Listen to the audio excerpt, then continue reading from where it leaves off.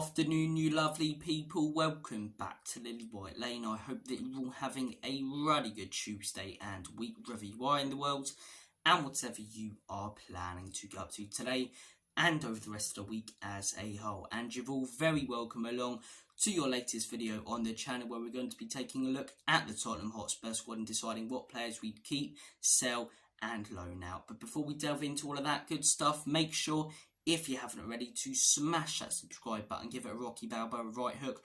Also smash that like button and tap the notification bell so you'll be notified and let know every single time we upload a new piece of Spurs content on the Lily White Lane YouTube channel. Also, finally, be sure to comment your thoughts down below on today's video and what players at the football clubs you would keep, sell and loan out. Without further ado, we got the entire squad to go through, so let's get cracking with this knacking. I'm going to start things off with the goalkeepers. Vicario, keeping him all day long, twice on Sundays. There were a lot of question marks about this guy when he first joined the football club. I personally, as I say, had to eat a big chunk of humble pie because I wanted David Raya over this guy. Will I want David Raya now? No chance in hell, like Vince McMahon from WWE. Vicario has been Mr. Consistent since he signed for this football club. His distribution's been excellent. He fits into Ange's system so well as a goalkeeper. His shot stopping, as I say, in my opinion, has been next to none. And he's been one of the best Premier League players, not just goalkeepers, one of the best Premier League players this season, in my opinion. Looking at the two best goalkeepers, it's Alisson and Vicario, and it's really hard to decide which one's been better this season. He's been brilliant. He's taken to the Premier League so well, keeping him all day long. Not much more discussion needed on that one. Moving on to Fraser Forster. Not much discussion needed on this one either. In my opinion, I'm selling Fraser Forster. Did you watch the Fulham game earlier in the season in the Carabao Cup? The guy was falling down for those penalties like a tree trunk. In my opinion, he's not good enough. I think he'd fit well into a Neil Warne, of course, Sam Allardyce system, if that makes sense. And what I mean by that is smashing it long, hoping for the best and needing to pull out an occasional save. With this Spurs team, with the high line that we played, have to make a lot more saves, do a lot more shot stopping, and his distribution would have to be a lot better. And it's just not. It's just not. So in my opinion, I am selling Fraser Forster. Moving on to Brandon Austin. Look, I don't know a lot about this guy. If you guys do, comment your thoughts on him down below. But as I say, he's young. He looks like he's got potential. And based on the fact I don't know a lot about him, I'm going to loan him out. Moving on to the defence. Emerson Royale. Now, look, I get that the guy gives it his all, but so does Bob, the Sunday League centre-back. It doesn't mean I necessarily want him playing for Tottenham Hotspur. I don't care that he's got a machine that makes him train like Hakimi, as I say. He's just not the player he is. And whilst he may give it his all when he's on the pitch, the ability just isn't there. In my opinion, we should be looking for an upgrade on Emerson Royale this summer. So I am going to sell Emerson Royale. Radu Dragazin, we've only seen the guy a couple of times really. 45 minutes against Aston Villa, he looked really solid, as I say. There was no drop off when Mickey came off, so he was brilliant in that game, whereas against Fulham he wasn't quite up to the same standard. But then again, who was in the team? Who was in the team in that game? I think even if he performs poorly from now until the end of the season, we'd be stupid to say that we should sell him in the summer. The guy deserves time to settle into the club and, as I say, get used to his surroundings and fit into the system, right? And I'm willing to give him that time because obviously there's a reason why Paratici wanted this guy. There's a reason why Ange wanted this guy. There's a reason why this guy had so much talk about him. And there's a reason why Bayern and many other European top clubs wanted this guy. The potential's there, as I say. It's just about unleashing it. So Radu Dragazin, I am keeping him at the club this summer. Mickey van den Ven, keeping Mickey all day long. Similar to Vicario, again, had to eat a big slice of humble pie because I would have preferred Tap Sober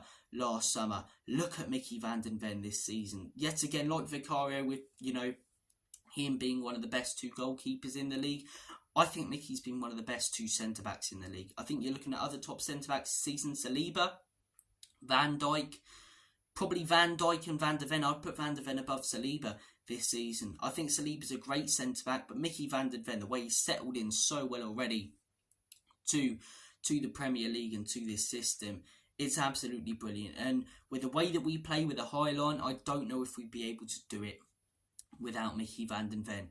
I really don't. As I say, his recovery pace is so crucial to our style of play and Ange Postecoglou's football. But as I say, there's not much discussion needed here apart from the fact that I am keeping Mickey van den Ven at the football Club all day long in the summer. Christian Romero, keeping Romero all day long. There still are a few question marks around Romero's game, as I say, sometimes his positional awareness, but in terms of his discipline, as I say, it's hugely improved this season. Learning on the job. Every single season gone by at Spurs, his discipline record has gotten better. He's gotten he's gotten less yellows and less reds, and as I say, I think the guy is a top footballer. I really do. There's a reason why Argentina started him alongside Lisandro Martinez. There's a reason why he's a World Cup winner.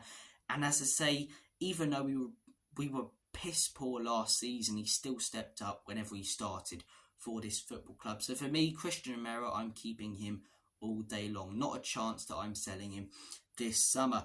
Destiny Udogie, keeping Udogie all day long. I think the guy's adapted to the Spurs side so well. He's young, got a lot of potential, as I say. He really impressed so many last season at Udinese, and we knew that we had a player on our hands, but I didn't expect him to get used to the Premier League as quickly as he has, like Mickey van den Ven Vicario, and as I say, he's been brilliant. He really has been brilliant, keeping Destiny Udogie all day long, and he's another player just like Mickey and Vicario that I think is only going to get better and better because he's so young, right, and he's got so much potential, and he's already showing how much ability he already has. So Destiny Udogie, I am keeping him all day long. Dorrington, look, again, I don't know a lot about this guy, but he gets talked about a lot when it comes to the academy. I watch the occasional academy game, under 19s, under 20s, and when I have seen him, he's impressed me. I think he deserves a chance on the first team, and as I say, I think next season he may get it if we end up in the Europa League. Maybe a loan option is probably the best thing at the minute. That's what I'm going to go with. That's what I'm going to go with. I'm not going to, as I say, necessarily say keep, because I don't think he get the game time. I think selling him, it's far too early for anything like that. He's a young player. We've got to let him develop. I think loaning him out to a League 1 or 2 side, as I say, would be good. Championship, maybe a bit too heavy, too early for him. As I say, the Championship is such a competitive and rough league, as I say. I think League 1 or League 2 would suit him at the minute, and we'll really see how much ability the guy has in those leagues. If he really impresses there, maybe you loan him out to a Championship club. If he impresses there, maybe you put him in the first team, as I say. So for me, Dorrington, I'm loaning him out. I'm loaning him out, keeping him at the club, but loaning him out. Ben Davies, as I say, a guy who splits a lot of opinion, but I'm not going to lie to you guys, I quite like Ben Davies. I think he's a very, very consistent footballer. I think he gives it his all when he steps onto the pitch, and when he's had a chance this season, he has produced. Look back to that Newcastle 4-1 win. In my opinion, he was man of the match in that game. I think I gave him a 9 or 10 when it comes to the player ratings. And as I say, when the guy gets a chance, he doesn't let you down. He's a very consistent performer. Whenever he steps onto the pitch, he at least gets a 7 out of 10. And as I say, he's been let down previously by the likes of Eric Dyer next to him when he has started for Spurs. But in my opinion, if Mickey or Romero were to get injured, I wouldn't be as worried as Dyer coming in beforehand as I will be if Ben Davies comes in. I think he's a consistent footballer. I think he can step in and do a job. Maybe in a few seasons, as I say, we'll want to upgrade and move on from him. But in my opinion, as I say, he does have a lot of quality, and I'd keep him at the football club. I think he is the perfect backup centre-back, in my opinion. And look, final defender, then we are moving on to the midfielders. Pedro Porro. I really like Porro, and I really like the fact that he's worked on his game. Last season when we signed him, going forward, he was immense. He was mustard, right? But defensively, the guy was an absolute shambles, and every time a winger attacked him, he crumbled like a chocolate digestive in a milky tea. Whereas this season, he's really worked on his defensive game. As I say, he's outmarked and pocketed some top wingers in the Premier League, and going forward, he's been just as good. And as I say, I love players who work on aspects of their game that aren't quite as good as others, and Pedro Porro has done that. His overall game's massively improved, and for me, he fits so well into Ange Postecoglou's system. He's only going to develop and get better. I am keeping Pedro Porro all day long, and that is the defence. Moving on to the midfield, Oliver Skipp. Look, I know there's a few Spurs fans who really like this guy, but for me, I'm going to sell him. I just don't think he's good enough. I think he's past the stage of being a real spring chicken and going, loan him out and give him time. I think he's, 23, 24 now.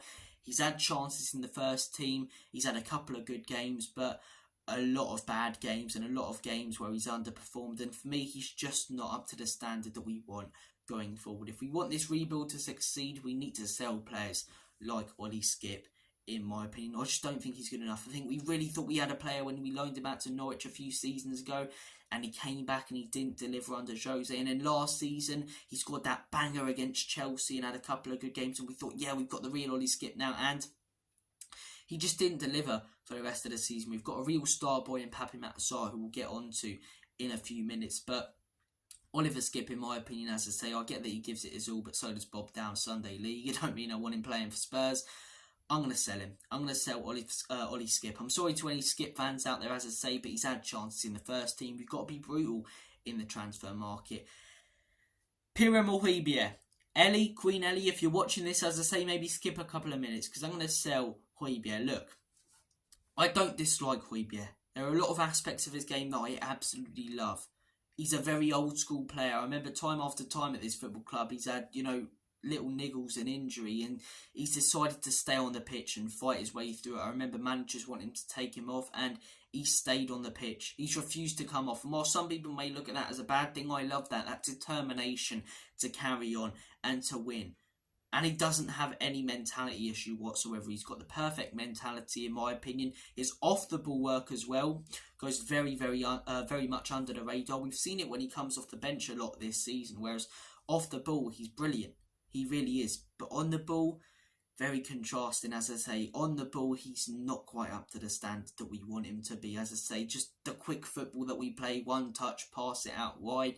He can't do it.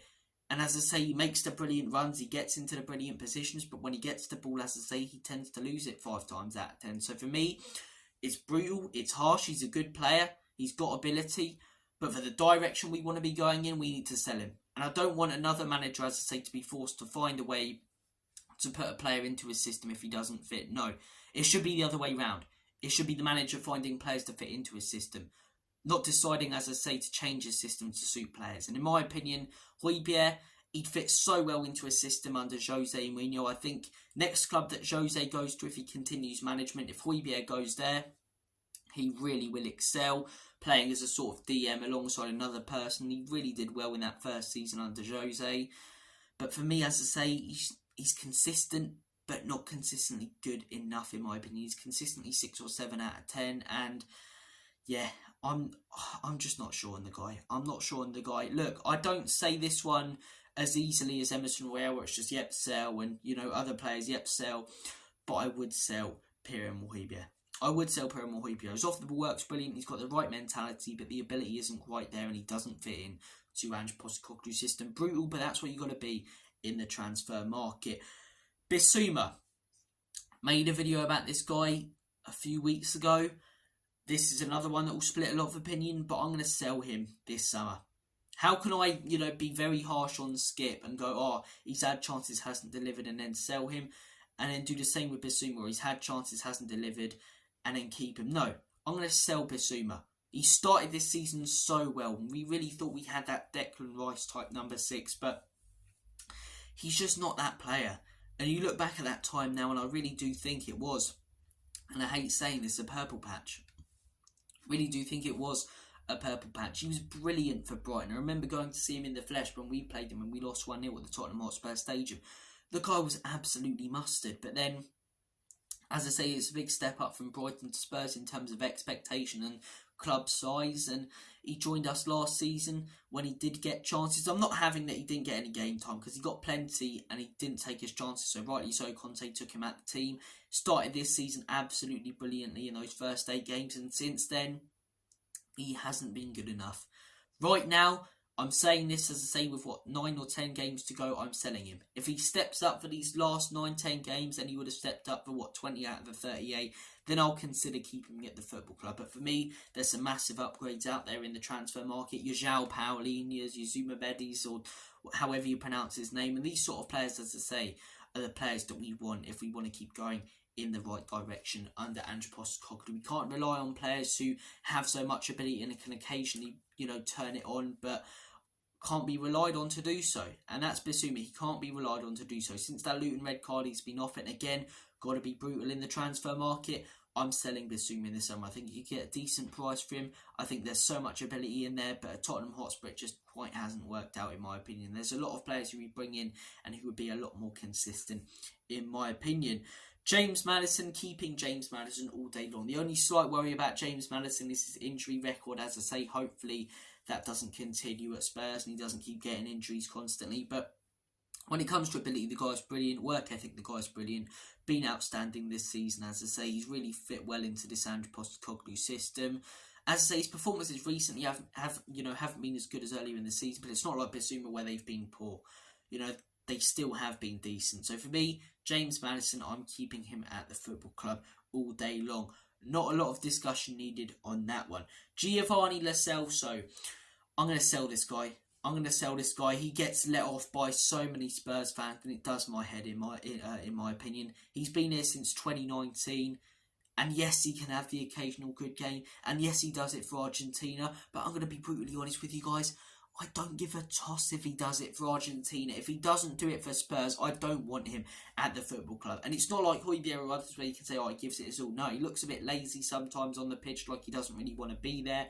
And in my opinion, we thought we had, maybe the real Giovanni Lo Celso a couple of times this season when he got game time. But for me, he's just not the player that we want him to be. We've had him, for 5 years now? I've had enough, to be honest with you. I've had enough of Giovanni Lo Celso and giving these players chance after chance because they show, signs of brilliant ability for their country, or occasionally when they get a bit of game time. He's not consistent enough. He's got not good enough. His work ethic isn't there. For me, I'm selling him this summer. You could get a decent price and maybe it'll work out abroad, and I hope it does. But at Spurs, it's a no from me. Moving on to the next player, Ryan Sessegnon should have been in the defensive bracket. I don't know why he's in the midfield one. My mistake, I do apologise about that. Ryan Sessegnon, I feel sorry for the guy with injuries, as I say, but I'm going to sell him. Not good enough. Not good enough. It's tough, I know it's harsh, but the ability's not there either with Sessegnon. I'm going to sell him.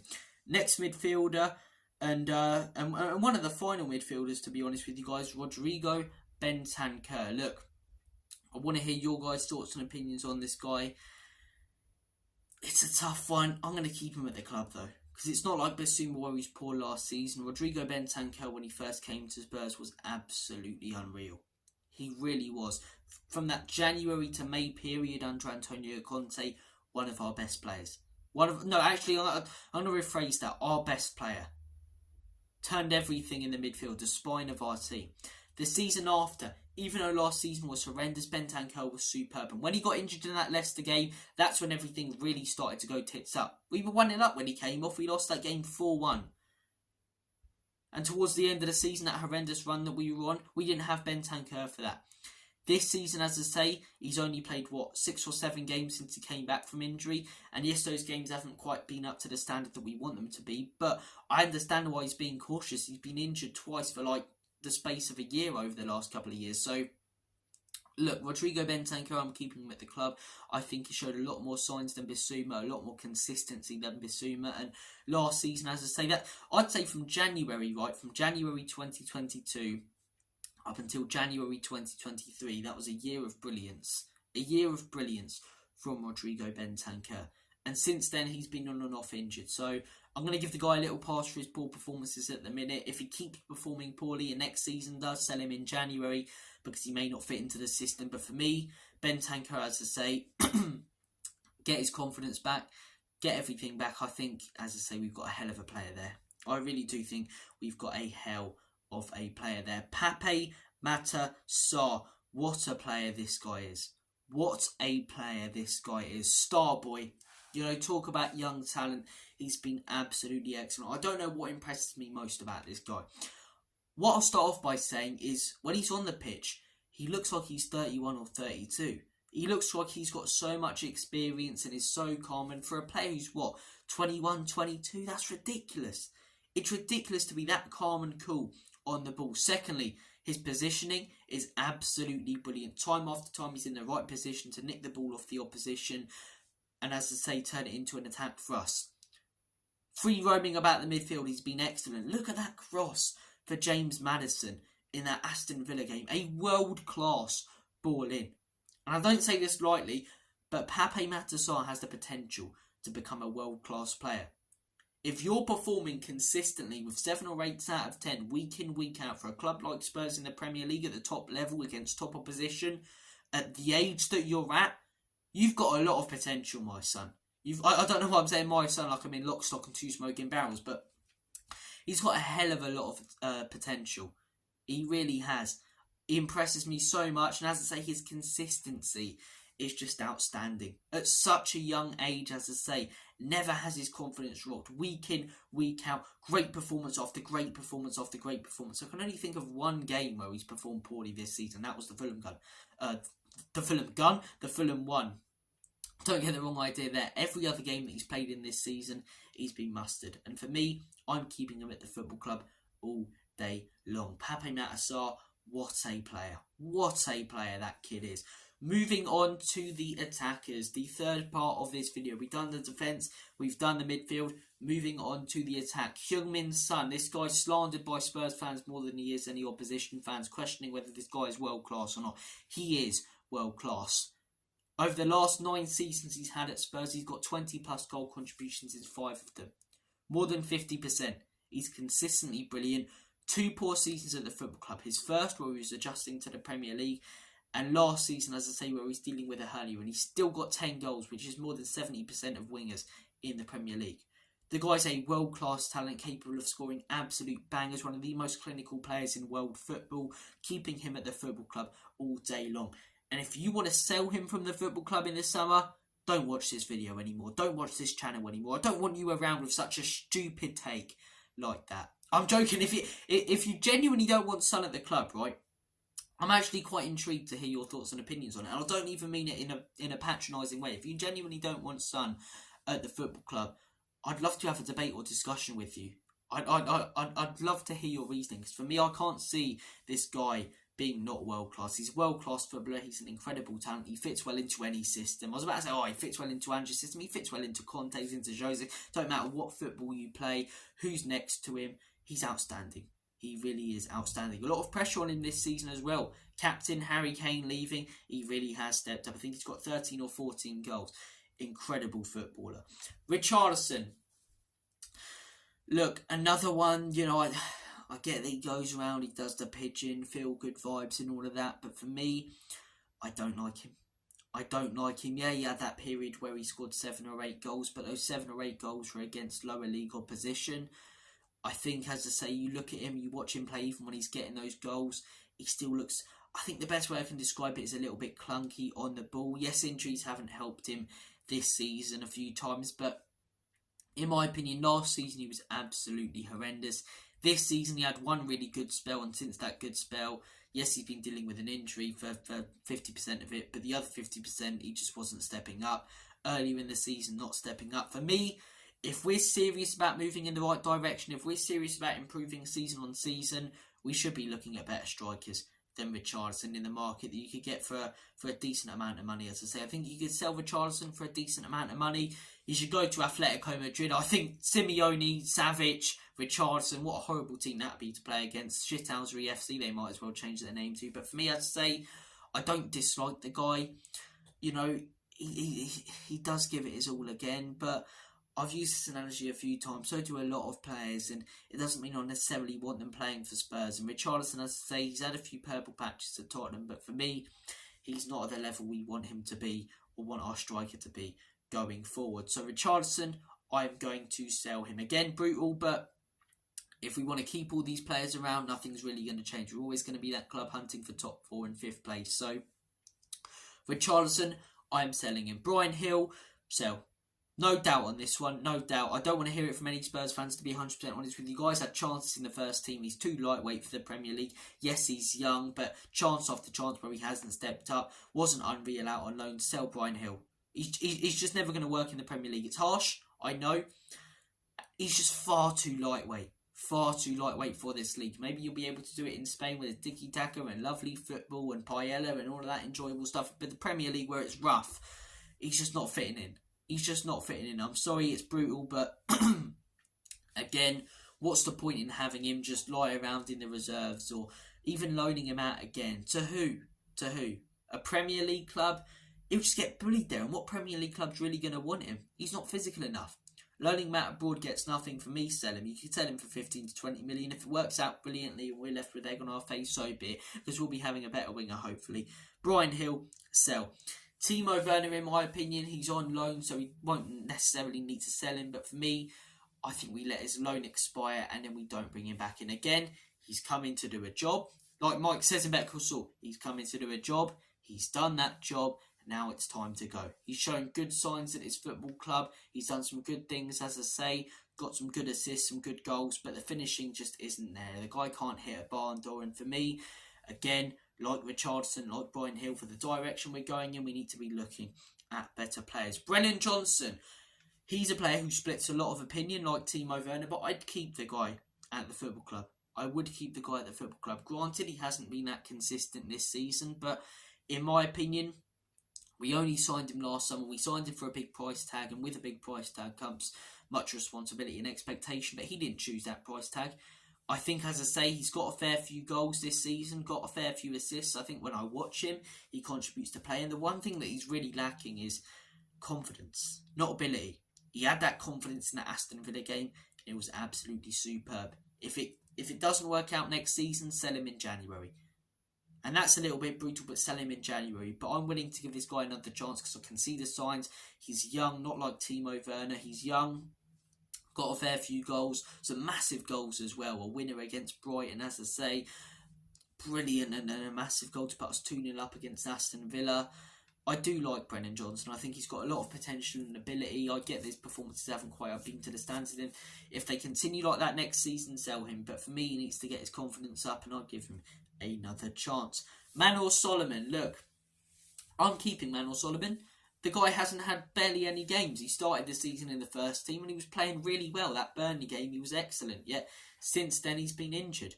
How can you just say sell the guy, when he hasn't really had a chance? Then keep him as a squad player. Keep him for next season. Give him that chance that he deserves. And if it goes tits up and doesn't work out, fair enough. We signed him on a free. We don't really lose anything. So, for me, he hasn't really had a chance to prove himself or show that he's not good enough. So, for me, Manor Solomon, I'm keeping him at the club. Dane Scarlett. Scarlett's an interesting one because I don't want to sell the guy. I really do think there's a lot of potential with Dane Scarlett. Came into the Spurs squad. Mourinho really liked him. Conte really liked him. Both gave him a bit of game time. And in that game time, he wasn't poor, but he also wasn't unreal. But there were some really good signs from Dane Scarlett. Out on loan, he hasn't quite worked out at the clubs that he's been at, but in the academy the other day, he scored a hat-trick, scores, some fantastic goals in the academy. I think there's definitely a lot of ability in there. Loaning him out, do you know what? I think we loan him out again to a championship club. I do. I think Harry Kane, as I say, we loaned him out a few times. He didn't really impress. Loaned him out again. Didn't really work out. Brought him back to Spurs, and obviously the rest is history. Now, I'm not saying Dane Scarlett's going to be half the player that Harry Kane is, but very similar cycle. A lot of potential, a lot of brilliance in the academy. Out on loan, not quite impressing, but in my opinion, we loan him out one more time. If that doesn't work out, maybe we give him a bit of game time. And if that doesn't work out, sadly, in my opinion, it's que sera, sera. That's your lot when it comes to Dane Scarlett's time at Tottenham Hotspur. But look, moving on to the next youngster, Jamie Donnelly. I've heard a lot about this guy. I've seen a fair bit of him. I really like this kid. I think he's one that we should loan out to a championship club. I think he's really impressed in the academy. Very, very dangerous winger. And I think he's someone who will excel in the championship. I really do. And as I say, hopefully he comes back a brilliant player and ready for the first team squad. Santiago, the last player in this video. I'm not going to lie to you guys, I don't know a lot about this guy, so I'm going to say keep at the club, keep him in the academy. No, actually, loan him out to a Championship, League 1 or League 2 side.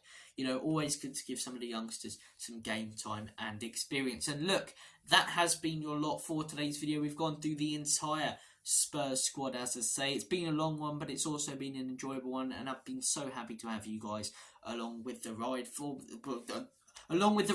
me. I don't know what I'm on about now, but it's been a pleasure to have you guys watching this video, and as I say, going through the squad. If you can't be asked to be 100% honest, which I don't blame you, to comment down below. Keep yourself for every single player. Maybe let me know some controversial ones, controversial players that you'd keep at the club who other people probably wouldn't, controversial players who you'd sell and other people would keep. I want to hear, those sort of opinions and stuff. and your thoughts overall on the way I've presented this video and the video as a whole. But look, guys, you've been absolutely awesome. You've been crackers. In the words of David Brent, I'm going to make like a banana and split. Thank you for watching this video. Take care of yourselves. All the best. And as always, Comedy Spurs. Enoch and leave you out. In Big Ange, we trust up the Spurs.